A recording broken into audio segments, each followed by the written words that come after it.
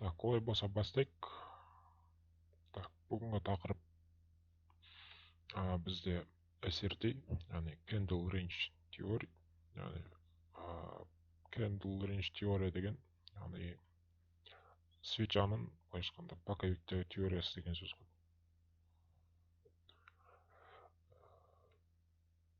Былайша айтқанда бізде мынадай схема бар, қазір сіздерге көрсетейін.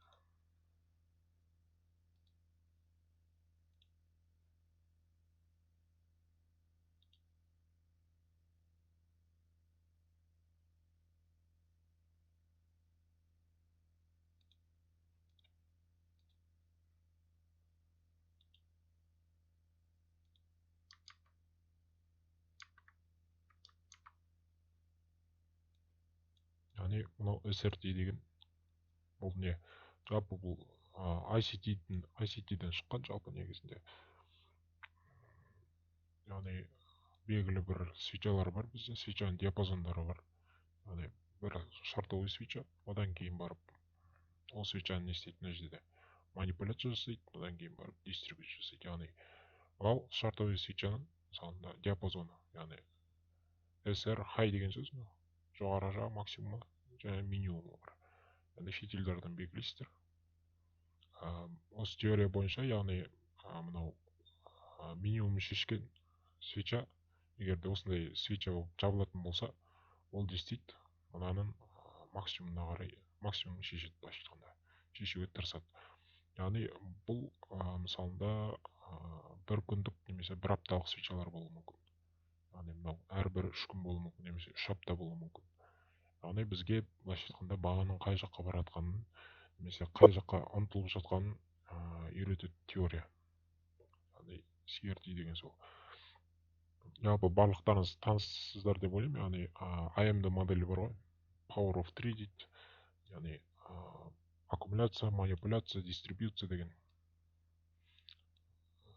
Соны білесіздер ме? Сондай сұрақ сіздерге.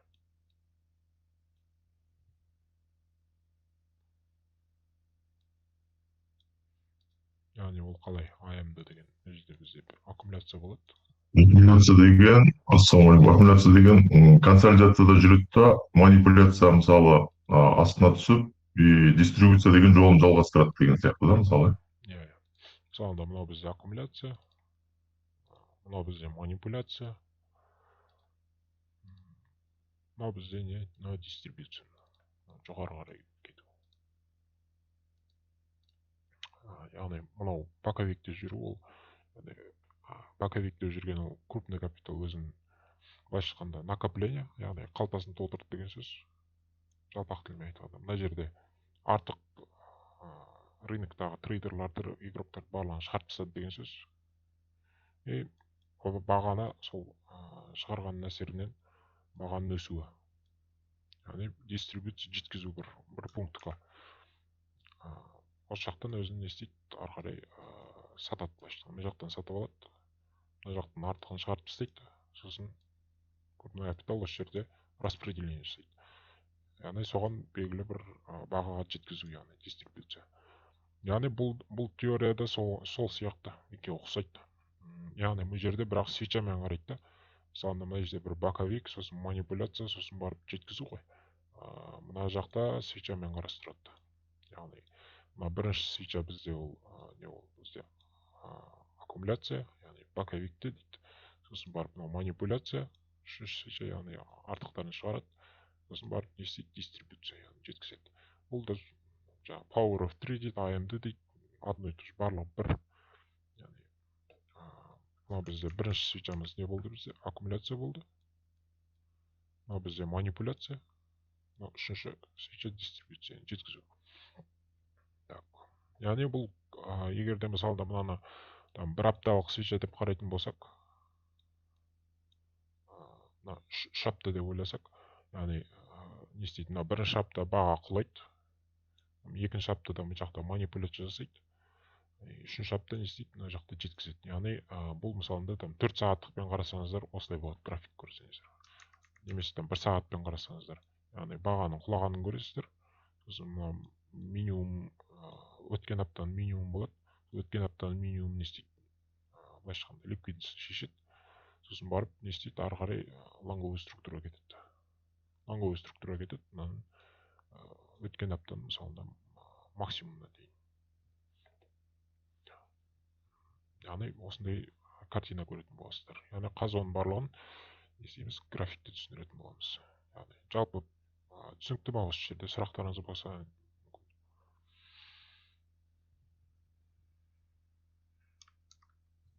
Түсінікті, иә. Жалпы бір сағатта қарау жұмысы бар, бір сағатты қарасақ олардан, или 4 сағат үлкен Бұл керек ма? Бұл жерде бұның мақсаты, яғни былайша айтқанда бағаның қай жаққа баратқанын анықтауда. Яғни сіз яғни мынадай картина көрдіңіз бе? Мынадай екі свечалық картина, иә. Сіздің уже ойыңызда тұрады да, ары қарай ол лонг кету керек деген мына жаққа. Значит, келесі апта бізде лонг деген сөз. Значит, сіз не істейсіз? Немесе мына жерден келесі аптаға дейін бір апталық сделка ашып қоясыз, осы жаққа дейін бара беретін. Либо әр күні лонговый сделкаларды ғана қарастырасыз деген сөз. Ол жерде жаңағыдай сіз қандай трейдерсіз, яғни интрадей болсаңыз, онда жолмен қосылып отырасыз да әр күн сайын. Жаңа свинговый трейдер дейді, яғни сделкаларын 2-3 күннен немесе одан да көп ұстайтын трейдерлер, яғни свинг сделкалар дейді, свинговый трейдер дейді, яғни ол не істейді, яғни манипуляциядан кейін 3 таймфреймнен подтверждение күтеді да, ары қарай не істейді, лонговать етеді, яғни мынаның хайына дейін. Осы былайша айтқанда көмек қой сіздерге. Так. Яғни бұл жаңа теория сол, яғни боковиктағы былайша айтқанда боковиктағы свечаның теориясы деген сөз, былайша жалпақ тілмен айтқанда. Яғни біз қазір алтыннан көрейік қалай, пример. Мысалы апталық графикке өтейік. Апталық графикке өттік. Енді не істейміз? Апталық максимум немесе минимум шешкен қараймыз. Яғни мына бір жерде қарасаңыздар, не істеді? Өткен аптаның не істеді? Минимум шешті. Мынау өткен апта мынау минимум шешті. Яғни келесі бізде таргет мынау болу керек. Мынау хай болу керек. Таргетіміз. Яғни сіздер осы сызып қойсаңыздар болады мысалында. Енді мынаны сіздер хай мынау лой деп мысалында, иә. Енді көріп тұрсыздар, келесі апта не істеді? Свиппен ашылды. Бұл жерде не істеді? Ликвид шешті былайша айтқанда. Яғни біздің мақсатымыз не болады? Мынау болады, мынаның хай. Яғни сіздер уже мына жерден сделка аша берсеңіздер болады, мына жерде қойып, мына манипуляцияға қойып, мынау свинговый сделка болады сіздерде. Немесе оны кіші таймфреймге өтіп, яғни бір сағатқа өтіп, не істейсіздер? Бір сағатына сделка қарастырасыздар.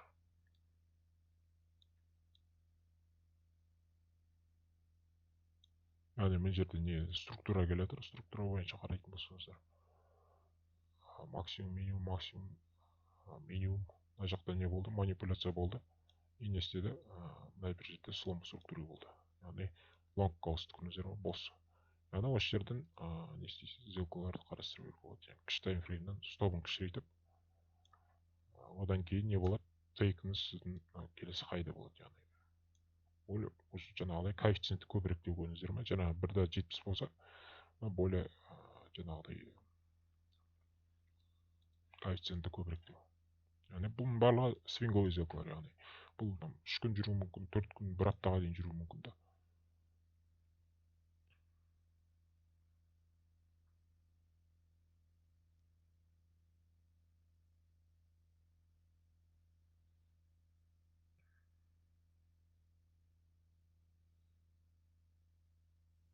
Сондай свеча болса, қайда алмай кетпей ма, или жоқ?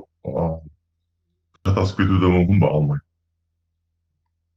Былайша айтқанда өзіңіз жаңағыдай бэктэш жасап, негізі теория бойынша алу керек, осы жаққа бағытталған. Яғни сіз егер свинговый трейдер болсаңыз, онда отыра бересіз мына жерде. Проблема жоқ. Жаңағыдай егер қорқатын болсаңыз, былайша айтқанда ұстап аламын деп, онда жаңағы интрадей торговля жасаңыз, проблема жоқ. 4 сағаттық қой дейік. Интрадей деген бір күндік па? Иә, Бір күннің ішінде орындалатын. бір күннің ішінде.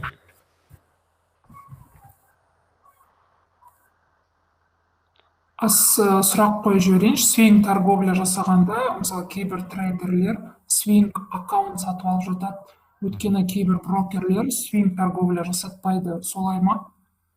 Иә. Оны енді брокерлік сауда, мен өзім брокермен жасамағандықтан оны нақты сізге айта алмаймын. Жалпы енді нелерін қарайсыздар ғой, не дейтіндер. Егер де рұқсат беріп тұрса, күндік, яғни своп комиссия алады сіздерден, брокермен жұмыс жасайсыздар, күнделікті комиссия. Мынау қазір қанша уақыттың ішінде барды тейкке? Көрейік қазір.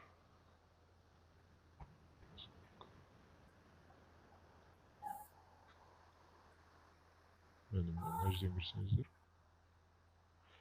Бір айға дейін кетіп қалған ғой, 21 күн. Мынау свинг торговля. Яғни қазір енді сіздерге ода интрадей қалай алу керек екенін көрсетемін. Яғни сіздерде не болды мына жерде? Бұл жерде не істеді? Манипуляция слом болды, иә, бұл жерде. Манипуляциядан кейін не болды? Слом болды.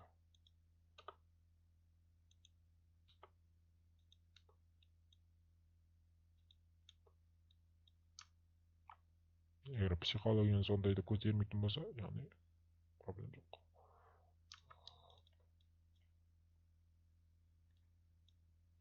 Әрбір мысалында сіздің енді былайша айтқанда, пока мынау лонговый структура беріп тұрғанда, сіз мына жаққа дейін лонг қарастырасыз тек қана. Пока мына неге жетпегенше, таргетке жетпегенше осы жақтаға. Яғни әрбір манипуляциядан сізге қосылу мүмкіндігі бар. Манипуляция берді. Сіз лонговый сделка ашасыз. Яғни тағы да манипуляция берді, тағы да сделка ашасыз деген сияқты. Осыған 4 сағаттыққа өтейік. Яғни қосылу нүктелерін.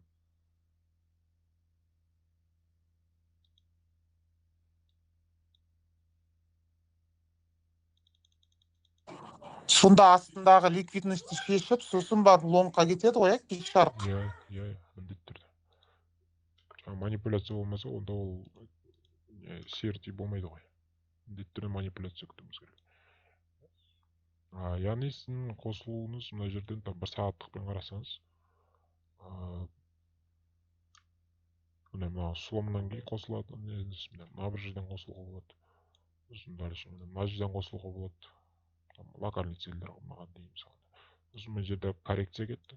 И, допустим, мына жерде мынау егер Fibonacci тартатын болсаңыз, мынау не істеді? 0,5 зонаға келді. Fibonacci 0,638 золотое сечение дейді. Сол жаққа коррекция берді, байқасаңыз. Яғни коррекцияның бітетін аймағы былайша айтқанда. Осы аймаққа келді, плюс мына жерде имбаланстар тест жасады. И осы мына коррекцияның біткенін айтатын нәрсе, ол тағы да мына жерде ликвидностьпен жұмыс. Яғни мына жерде ликвидностьпен жұмыс. Тура осы сделканы бір ретте сіздерге лонг бергем каналда. Кім есінде осы жерден сделка ашқанбыз.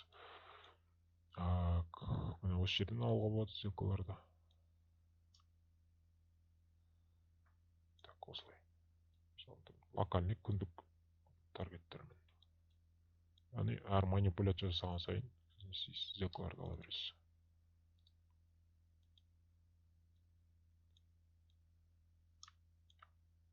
Яғни мысалы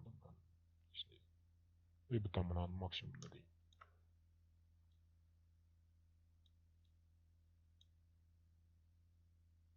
Так, мына жерден алуға болады. Азиатский сессияда. Яғни мына азиатский максимумға дейін. Яғни мына жерден тағы да коррекция кетті. Мына жерден слом структура болып коррекция кетті. Яғни бұл жерден не істейсіз? Тағы да Fibonacci тартасыз. 0,5 зонасына келген күтесіз. мына жерге. Осы жерде не істейсіз? Тағы да не күтесіз? Ликвидностьпен жұмыс күтесіз. Ликвидностьпен жұмыс. Дальше тағы да возможность сізге қосылуға. Бұл енді кіші таймфреймнен доработка жасауға болады ары қарай. Кіші таймфреймнен соны күтіп дегендей. Жалпы бұл азиатский қайға дейін. Жалпы бүгін ол туралы емес. Жалпы осындай. Мынау интрадей сделкалар сізде лонг қалатын.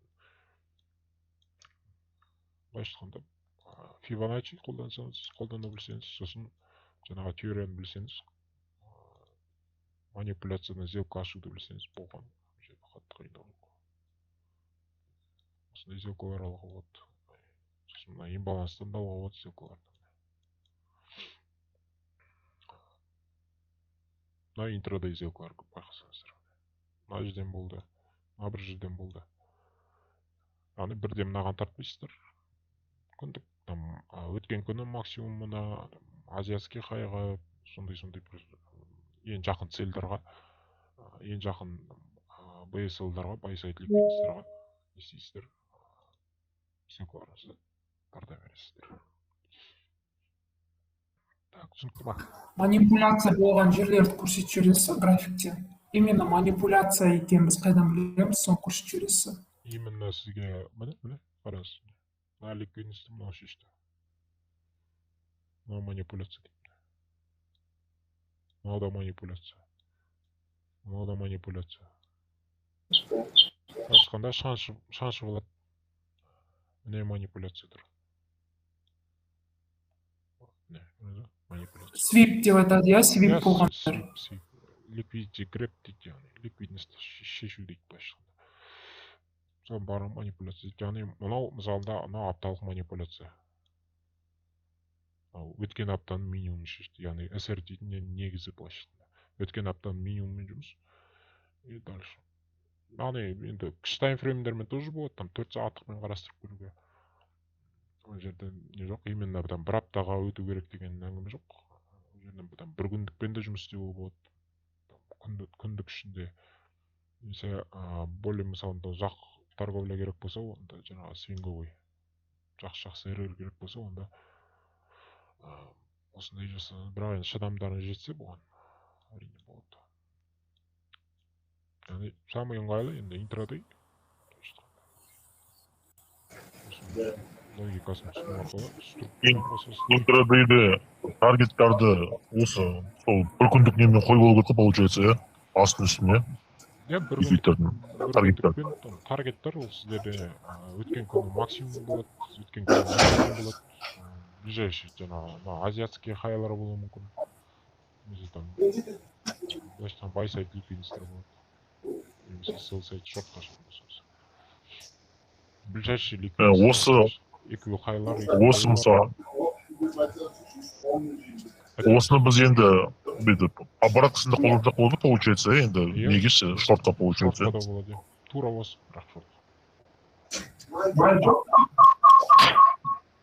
Мысалы ол именно манипуляция жасап отқаны или структураны өзгертіп отқанын қалай білеміз?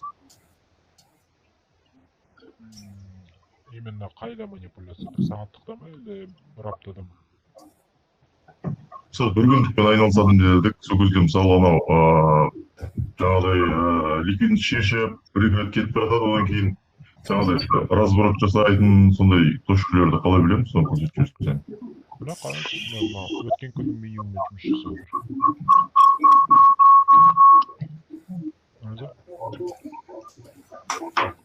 Өтініш микрофондарыңызды өшіп қойсаңыздар еді, бастап жатырмыз. Кімде микрофон? Да, сказайте было.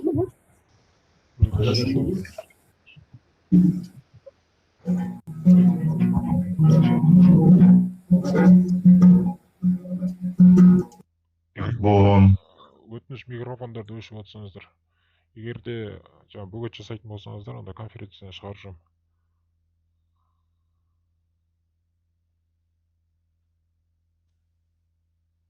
Мысалы, бір күндікті алатын болсақ, осы именно мысалы манипуляция жасап астыңғы минимумды шешті, ликвидностьта одан кейін жоғары кетті ғой. Сол жоғарыға обязательно бара ма или бармай қайтып кетуі мүмкін ба? Енді бұл қалай рынок сізге андай бір 100% сделка деген ондай нәрсе жоқ. Яғни вероятность әрине болады қайтып кетеді деген. Өзіңіз былай бэктест жасап көріңіз қаншалықты отработка, мысалы 10 сделканы осы қарап көріңіз, симуляторды қосып 10 сделканы нешеу отработка жасайды. Көрдіңіз бе? Осы именно алтында жаман манипуляция жасайды ғой. Анау адамдар күтіп отқан нәрселердің бәрін бытшын шығарады ғой деймін. Иә. Басқа анау евро юзді бір нәрсе валют параларда валютный паралар көбісі жұмыс жасайды да. То же самое бұнда да сонда.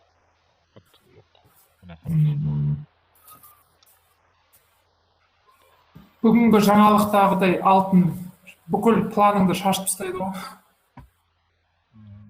Жалпы бүгінгі жаңалықты біз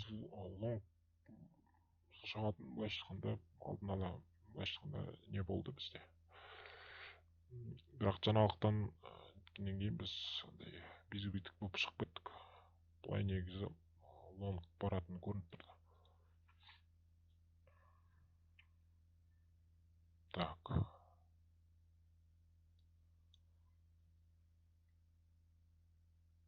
Да, мысалы мына жерде валютный паралар то же самое.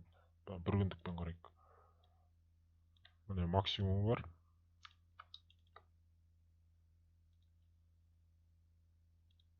Сосын не бар? Минимум бар. Минимум не істеді? Ликвидностьін шешті. Яғни келесі бағыт бізде мынау хайна бару. Таймфреймге өтеміз. Сіздің мақсат күндік торговля болса, онда жаңағы лонгқа ғана қосылу.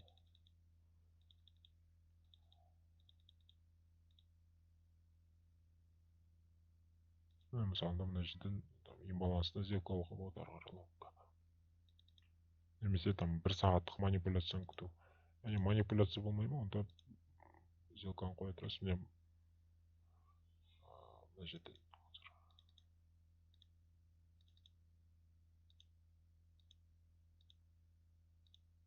мына жерде ликвидность шешілу керек.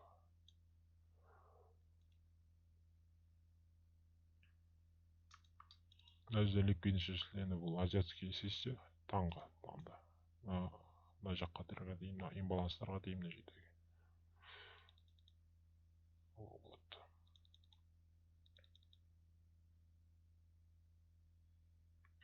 Жерде не болды? Яғни мынау хайна бару. Біздің мақсат мына бір жерлерден, мына имбаланстан қосылуға болады. Қосылатын жерлер көп. Міне манипуляция бар. Мына жерде манипуляция бар міне. Басты соны көре білу күшті таймфрейм.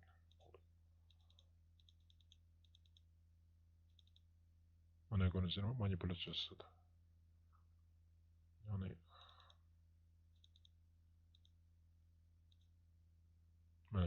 лондонский килзонаның уақытында как раз OTT дейді, Optimal Trade Timing дейді. Мынау бір жер, Лондон басталатын уақыт. Мына жерде Лондон не істейді, азиатский лойд шешеді. Азия low high деген сетап.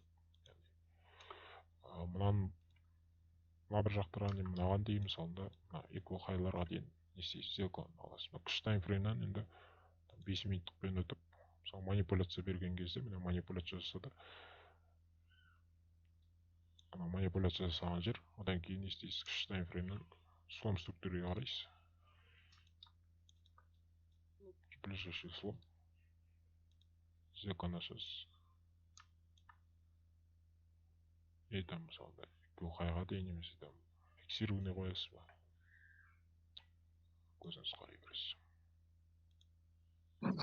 Бұл жерде мысалы именно бір апта бұрынғы минимумға манипуляция жасады, одан кейін бұл аптада лонгқа баруына адамдар мысалы не іздейді ғой, ТВХ. Одан кейін оның лонгқа бармай разброд жасап кететінін сол ішіндегі кіші таймфреймдерден іздейміз ба сонда? Жоқ, бұл жерде былайша айтқанда тек бір SRT-мен ақ сіз там бүкіл рыноктың қалай жүріс тұрысын зерттеу қиын болады. Ол жерде кәдімгі комплексно оқу керек. Тек қана там бір инструментті үйреніп, мына жерде разворот болып кететін жерде былай деген. Ол былайша контекст дейді. Бағаның қай жаққа баратыр, не істеп жатыр, соны зерттейтін саласы. Әрбір свечаны мән беріп отыру керек десеңші. Әрбір свеч емес, жалпы не істеді, ликвидность шешілді, қандай ликвидность шешілді. Ол ликвидность шешкен қандай неге әкелді бізге, результатқа әкелді, яғни нәтижеге. Сондай қорытындылар арқылы, мысалында, бүгін мысалында алтыннан лонг көрініп тұр де, мысалы. Жерден басында негізі шартовый картина болды, бірақ не істеді, бұл жерден біз лонг екенін алдын ала мен айттым. Слон болды ма сонда алтында? Бұл жерде жоқ, бұл жерде қараңыз, бұл мына жерде былайша айтқанда лонг болатын қалай? Иә, соны түсіндірейін деп отырмын, қараңыз. Мына жерде шартовый ситуация болып отыр. Былайша айтқанда үстіне манипуляциясы вроде шорт. Бірақ та не істеді, мына жерде соңғы имбаланс, соңғы емес, мына жерде лонговый имбаланс бар. 15 минутта не болды? 15 минутта мына жерде не істеді? Мына жерде шартовый имбаланстың нәтижесі не істеді? Ол маған ликвидностьпен жұмысқа келді. Сосын не істеді? Қосымша тағы да басқанда ликвидностьпен жұмыс жасады. Осы жерден уже кіші таймфреймге өтіп, мына жерден қарайсыздар, кіші таймфреймді зерттейсіздер. Кіші таймфрейм ауысқысы келіп тұр ма, жоқ па деген. Яғни мына жерде қарасаңыздар, соңғы шартовый имбаланс. Былайша айтқанда ликвидностьпен жұмыс жасады. Дальше не істеді мына жерден? Ары қарай былайша айтқанда слон берді. Міне, слон берді. Осы жерде мен айтқым, мына жерде слом структуры болады. Как только слом структуры болады, плюс қосымша имбаланстар пайда болса, онда лонгқа басамыз деген сияқты. Яғни біздегі адамдар мына жерде слом структуры болды. Пожалуйста. Енді қайда барады деген таргеттер болды. Яғни қайда бару керек. Яғни кеше бізде лондонский, Лондон мына жерде equal high қалдырып кетті да. Плюс оған қоса мына бір жерде имбаланстар бар, жабылмаған. Мына жерде жабылмаған имбаланс, мына жерде, сосын мына жерде тоже самое equal highlар бар. Мына бәрі equal high. Яғни таргеттер, бірінші таргет само собой өткен күннің максимумы. Осылай бергем негізі. Осылай кірсеңіздер, осылай кіруге болады деп айтқам. Немесе ары қарай тартыңыз десем бұл жаққа. Яғни бүгін жаңалық болды. Жаңалықтың әсерінен біз өте жылдам бардық. Яғни жаңалық болмаса, ол бәрібір де барушы еді. 2-3 күнде ақырын осылай жетуші еді бұл жаққа. Бірақ жаңалықтың әсерінен біз не істедік? Бір күнде жетіп бардық. Жаңалықта коррекциясыз барамысың да? Міне жаңалық шықты. Жаңалық шықты, резкий импульс болды. Енді кейбір адамдар яғни жаңалық, ол жерде кез келген нәрсе болуы мүмкін. Себептен кім рисковать етті, өзінің тейкен алды былайша айтқанда. Яғни бұл жерде қанша? Бұл жерде 4 риск реверт, 4-6. Яғни мысалында $100 салсаңыз, $400 пайда деген сөз ғой. Яғни стопыңыз $400 тең болса, пайдаңыз сізде $400 деген сияқты. Қарапайым. $1000 болса, жоғарыда болса 2 есе болып тұр ғой, иә. Мынау мысалында $100 салдыңыз, $840 алып шықтыңыз деген сияқты. Осылай жұмыс істеледі жалпы. Бұл көрдіңіз ба? Бұл тек қана бір андай бір SRT-ді ғана меңгеріп алып, бүкіл рынокты бәрін түсініп кетемін деген ол қате түсінік. SRT просто инструмент сізге айтады, просто намек береді. Енді движение қай жаққа болады. Күндік торговляға келсек, ол жаңағыдай коррекциялар болуы мүмкін, сіз білмейсіз ғой, қай жерден коррекция басталып кетеді. Оның барлығы структура бар, ликвидность бар, соның барлық тақырыптар комплексіне қосылған кезде сізде бір общий картина пайда болады да. түсінікті ма? Жауап бере аламын. рахмет. Иә, рахмет. Көрдіңіз бе, мынау әрбір не жұмыс қандай нәтижеге әкелді, сондай сұрақтарға жауап берілу керек та. Сонда барып түсінуге болады. И плюс кіші таймфреймнен оның жаңағы подтверждениесін іздеу керек. Конфирмдар.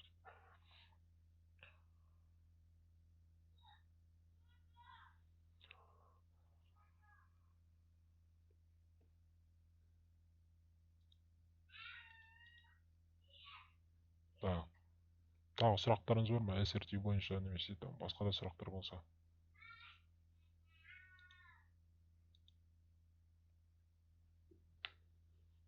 Бұл жерде енді лонговый неге структураға ауысты ма? Бағыт?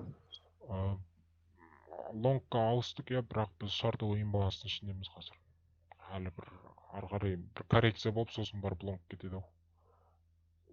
Күндік коррекцияны қай жерде шығатын? Күндік имбаланстардың ішінде, былайша айтқанда, қатты бір шартовый имбаланстың ішінде қатты лонгқа қарастырған дұрыс емес негізінде. Жалпы бір реакция алып барып, сосын барып лонг кету керек. Яғни 3305-ке реакция алып, сосын дальше лонгқа кетуі мүмкін да отработкасын. Енді бір коррекция, оны жаңа Fibonacciмен қарап аласыздар. Fibonacci тартып мысалы. Яғни мына бір зоналарға дейін келуі мүмкін, имбаланс. Новостный имбаланс қой. Осының ішіне бір коррекция беріп, мына жақтан ликвидностьпен жұмыс жасап, ары қарай лонговый кету керек. Сондай болжам бар. Қазір GBP USD-ді көріп отырмыз ба біз? Иә. Бұл алтынмен бірдей өсе ма? Жоқ, бұл алтын не? Алтын тоже самое. Жоқ, бірдей емес, просто жаңалық. Жаңалықтың несі ма? Иә, жаңалықтың әсері бар. Просто GBP USD-дан бүгін жаңағы бір сигнал келіп өтті, соған лонгқа кіріп, жаңағы действительно көтеріліп кетті да, жақсы прибыль келтірді да, содан кейін айтып отқан ғой, екеуі бірдей өсе ма деп отқан. Жоқ. Просто жаңалық солай шығып болды. Жаңалықтар ол кәдімгі не ғой, мысалы, Америкадағы там инфляция деңгейі, сондай долларға қатысты ғой енді бұл жаңалық. Долларға қатысты болғандықтан Американың жаңалықтары да. Жұмыс қаншалықты көп адам жұмыссыз болса, онда рынок құлайды. Яғни көп адам жұмыспен болып қамтылған болса, онда рынок өседі деген сияқты. Әрбір жаңа көрсеткіштер ол не істейді, рынокқа өзінің әсерін береді. Яғни былайша айтқанда статистика ғой.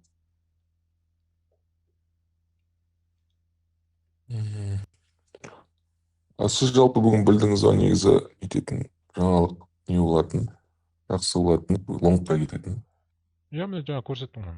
Осындай сделка берілген негізі. Кім ұстады? Яғни бұл жерде сделка береді, бірақ мәселе психология шыдай ма сіздің?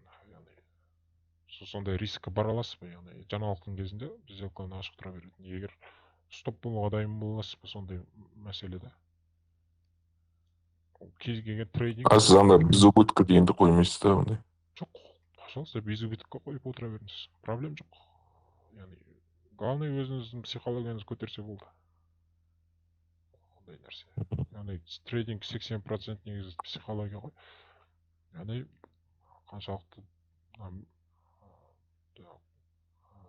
психологияңыз көтере алса осында. Давлениені, яғни бұл жерде сделкаңыз ашық тұр. Сізде мүмкін үлкен счет шығар мүмкін, білмейсіз. Стоптауыңыз мүмкін. Кез келген бұл өмір сияқты трейдинг, яғни бұл жерде бір 100% айту қиын да, яғни болжам жасалады, ықтималдылық жоғары, все сделка ашылады. Ары қарай бола ма, болмай ма, оны өзі нарық шешеді, біз айтпаймыз ғой. Бізге маған лонг керек деген сияқты. Жаңағыдай біз тек қана трейдерлар не істейді, ол былайша айтқанда предположение жасайды. Осындай болжам жасайды, осындай болады, сосын өзінің планына сәйкес сделкаларын ашады, нәтижесін жаңағыдай көресіздер. Кішкене қатты сөйлейсіз, дауыс шықпай жатыр. Вроде нормально шығып тұр. Нормально шығып тұр, дауысыңызды. Дауыс естіліп тұр нормально. Ноутбуктан мүмкін дыбысын қосып бірдеңе жасап көресіз. Мен ойлаймын да, анау тренингте психология дейді ғой, психологияның бәрін проп компанияға тапсырып, соның несін проп компания сатып алып, просто білім іздеу керек та, рисковать етіп көре беру керек ғой, өйткені иә сливать етсең өз ақшаңды сливать етпейсің деген сияқты ғой. әрине иә. Осы орайда бір хабарландыру жасап жіберейін кішігірім қазір. Бізде мына 4 күні курсымыз басталады, топтық курс. Топтық курста не түсіндіріледі? Яғни 6 апталық курс. Бұл жерде барлық жаңағы логика, мен қалай жұмыс жасаймын, барлығы көрсетіледі. Әрбір сабақ 32 сабақ. Оның барлығы мысалында әрбірінің былайша айтқанда запистері тұр. Сосын қосымша біз не істейміз, эфирді талқылаймыз әрбір сабақта. Сосын эфирдің соңында не істейміз, практика жасаймыз. Одан кейін жаңағыдай курс біткеннен кейін өзім ашып жатқан сделкаларды беремін. Сондай форматтар қарастырылған. Так, бұл жерде курстың құрылымы, яғни қандай тақырыптар, структура бар, ликвидность бар, имбаланс бар, жалпы бағана контекст дейді, оны қалай анықтаймыз, соны үйрететін боламыз жалпы. Бұны енді қазір телеграмға жіберемін, тақырыптарын жеке-жеке қарап алсаңыздар болады. Так, жалпы кімдерге арналады, кімге жүйе керек, нақты алгоритм керек, сондай адамдарға арналған. Яғни мүмкін басқа жерде оқыған шығарсыздар, нәтиже болмай жатқан шығар. Яғни четкий бір логика, четкий алгоритм керек болса, онда сіздерге арналады. Бұл енді өткен потоктағы студенттердің отзывтары бұл жерде. Так, құнына келетін болсақ, негізі құны 250 мың, бірақ яғни қазір скидка жүріп отыр. Яғни 4-не дейін предоплата төлеп орын алып қойсаңыздар, сіздерге 150 мың теңге болады. Так, одан бөлек жаңағыдай мини курс бар. Бұл жерде жаңағы аналитикаға доступ, күнделікті өзім ашқан сделкаларды беріп отырамын. Яғни алтынға, евроға, валютный паралар, яғни индекстарға, яғни сделкалар ашатын болсам өзім, солардың барлығын жіберіп отырамын. Яғни бұл жерде нақты логикамен бұл жерде айтылатын алған ештеңе жоқ. Яғни өзім қандай логика бар, яғни өзім қалай сауда жасаймын, соның барлығын көрсетіп отырамын. Одан кейін сіздерге тек лот санап, яғни сделка ашу ғана қалады, былайша айтқанда. Бұл жаңағыдай проп деп жатсыз ғой сіз. Соған былайша айтқанда өтуге бағытталған, көбінесе яғни кәсіби сделкалар болады бұл жерде. Жаңағы 001 лот деген ондай әңгіме жоқ. Яғни егер өзіңіздер брокермен торговля жасаңыздар, одан тоже проблем жоқ. Немесе проп челлендж сатып алып, соны өтіп, жаңағыдай проп счеттің иегері болып аласыздар. Сосын оның құны енді $50, барлықтарыңызға қолжетімді қылдырып қойдым. Айлық доступ, бір айлық. Кімге қажет, жекеме жазыңыздар, мен қазір толық ақпарат постынан телеграмға салып жүрем. Жалпы айтайын дегенім сол, сұрақтарыңыз болса, бүгін тақырып бойынша, немесе курс бойынша.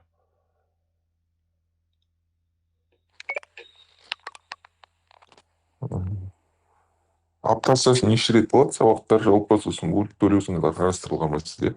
Жалпы бөліп төлеу, андай бір Каспий рассрочка деген ондай жоқ. Просто былайша айтқанда 75 мың жартысын мысалында бір айын төлеп, келесі айында жартысын төлесеңіз, ондай тоже қарастырылған. Сабақтар аптасына 2 рет болады. Яғни бір сабақты бірінші мысалында әрбір сабақ басталардан бұрын сіздер алдын ала қысқа андай выжимка дейді ғой, сабақтарын қарап аласыздар. Сосын барып сол бойынша қайтадан соны түсіндіретін эфир болады. Сол эфирдің соңында бір демонстрация қосып, сонымен практика жасаймыз, түсінбегендер болатын болса. Сосын кейін үй жұмыстары беріледі, үй жұмыстарын жасап, кейін үй жұмыстарына кері байланыс болады. Жалпы аптасына 2 сабақтан болып отырады.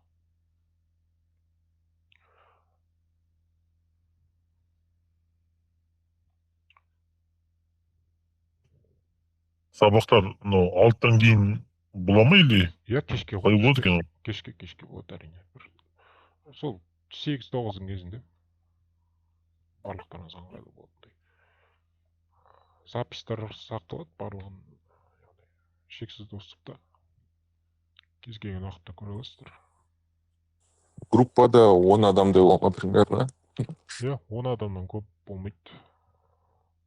10 адамнан көп болмайды. Яғни бұл жерде енді сабақтан былайша айтқанда түсінбей қалдым деп шықпайсыздар, оның міндетті түрде барлығын жаңағыдай детально талқылайтын боламыз. Түсінбей қалдым, мындай деген нәрсе болмайды. Себептен жазылсаңыздар болады.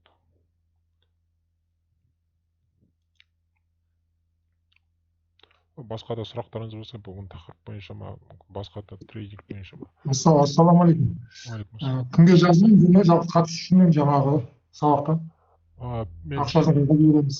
Иә, мен қазір өзім нелемді, контактыларым қалдырам. Телеграм каналда барсыз ғой. Сол телеграм каналға жіберем де, толық ақпарат. Рас па? Хорошо. Жалпы сіз қандай проб компаниялармен жұмыс жасайсыз? Funding Pips, Funded Next, Maven бар, Spicer деген бар. Солар жалпы. Жалпы сіздің ана сделка жағын қарастыратын болсаңыз, РР РР кемінде 1,5, 2,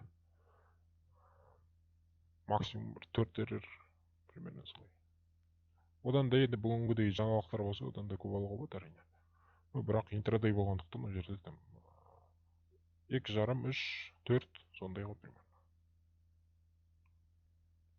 бір күнде де бір либо екі сделка қарастырасыз да? Иә.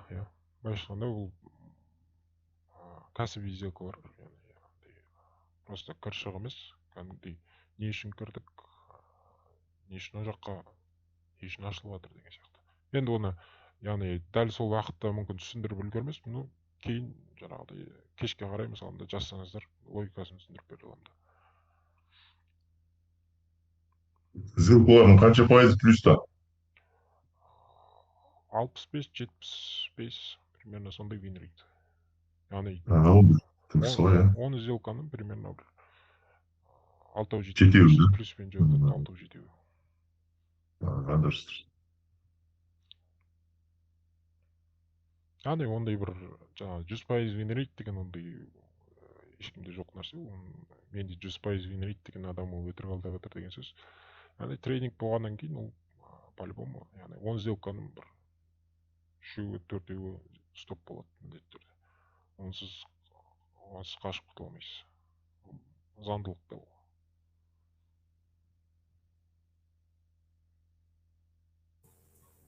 Мына мини курс 4 август күні басталады ма?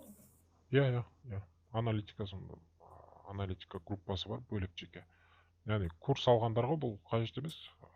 Яғни кімде енді мүмкін финансовый жағдайы жеткіліксіз болса, яғни осыған жазылсаңыздар болады, бастапқыға. Бұл сонда ай сайын алып отыратын не да? Иә, ай сайын 25 мың теңге ақтап аласыздар міндетті түрде. Бір сделкамен бізде $40, $50 одан да көп тауып жүрген студенттер бар. Өткенде жіберетін бір күнде $100-дан 3 күнде $300 жасағандар да бар. Жалпы енді өздеріңіз риск менеджмент туралы сабақ болады міндетті түрде. Жаңа мини курстың ішінде лотты қалай санаймыз, рискті қалай ұстанамыз деген әңгімелер. Айына 25 мың теңге деген сигнал канал ма сонда? Не совсем сигнал канал, былайша айтқанда логикасы түсіндірілген, былайша айтқанда андай кір-шығ емес, өзіңіз шешім қабылдайсыз бұл жерде. Мен сделкамды беремін, осындай кірдім, осындай жерден аштым деп жіберемін. Сіз ол жерде сол уақытта егерде кіре алсаңыз кіресіз. Ол жаңа курс алғандарға ғана ма, жоқ ашейінде бола ма? Жоқ, ашейінде бола береді. Жалпы сіз өзіңіз анализ жасайсыз или командамен жасайсыз? Көбінесе өзім жасаймын, арасында командамен де жасаймын. Команда дегенде 1-2 адам бар, солармен бірге ақылдасып жасайтын кездер болады.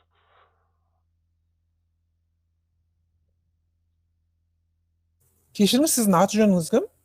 Аты жөнім Дәулет. Жаңа мына осы жерде ну ана сабақ видео болсын сабақ болсын өзіңіз жүргізесіз бе или куратор ма? Жоқ, мен жүргіземін барлығын ОТ-да. Яғни үй жұмысынан кері байланысына дейін өзім беремін. Жақсы. Куратор ештеңе жоқ. Жақсы, рахмет. Жаңа аптасына 2 рет болады дедіңіз ғой, сол примерно қай күндері болады да, соны общий келісіле ме ол? Общий келісіледі ғой. Общий. Сенбі күндері болуы мүмкін, жексенбі болуы мүмкін, барлықтарына. Енді жұмыс бар, анау бар, тағы да нелер бар. Сондай бір келісіледі, бір сәрсенбі күндері ма, аптасына, яғни жақын болып кетпейтіндей аралықтарын ұстап отырамыз. Примерно бір айға созыла ма сонда? Бір жарым ай.